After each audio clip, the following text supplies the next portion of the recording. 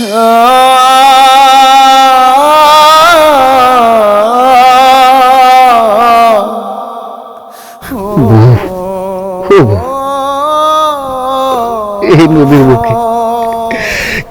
নদীর মুখে আমি তোমাকে ভাসিয়ে দিই, আমার কোনো কিছু করার নাই। তুমি ক্ষমা করে দিও। আমি যদি ভাইকে থাকতাম, হয়তো তুমি বেঁচে থাকতে।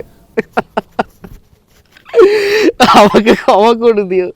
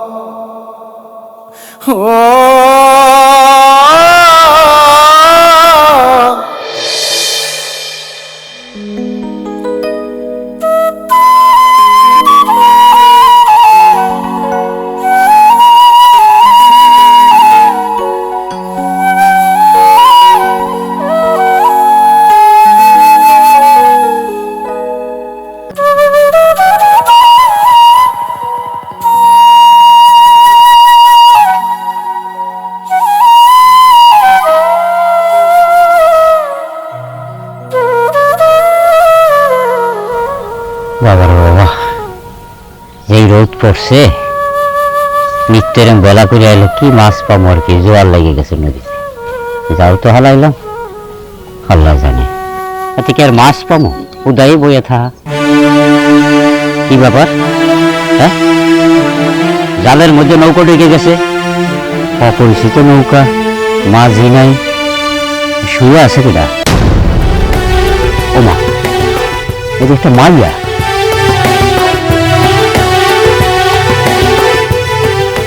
আছে যাবো আবার মরা মাইয়া খুনের কেউ তো নাই। ও হ্যাঁ, ধরি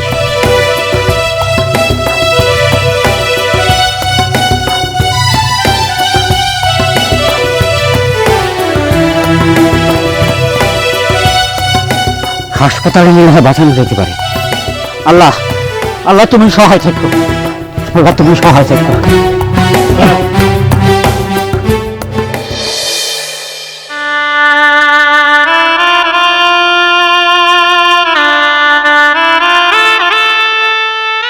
আল্লাহ,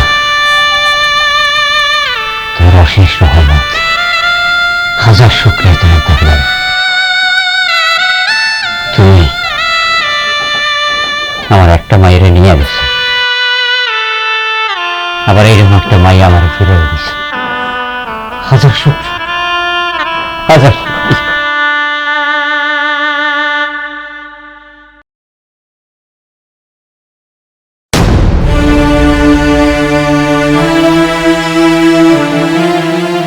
আমি এখানে কেন?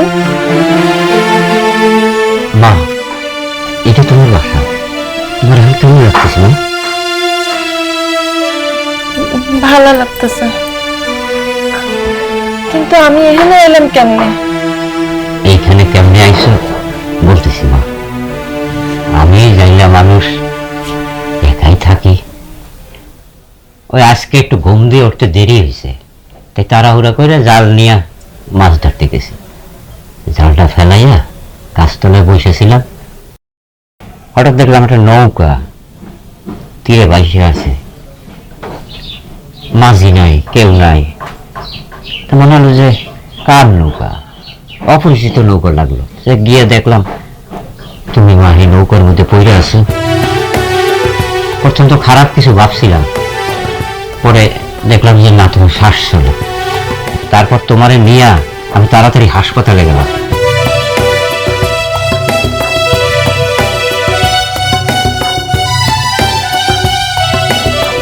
হাসপাতাল দিয়ে কইল যে তোমার একটু বিশ্রামের দরকার। ওমা, এই নদীর বুকে আমার একটা মাইয়া হারাইছি, আবার সেই নদীতেই আমি তোমার ফিরে পাইছি। ওমা, মাগো, তুমি কি পারবা না আমার মাইয়া থাকতে? হ্যাঁ, আমি পারুম। আমি আজ থেকে তোমার মেয়ে হয়েই থাকুম।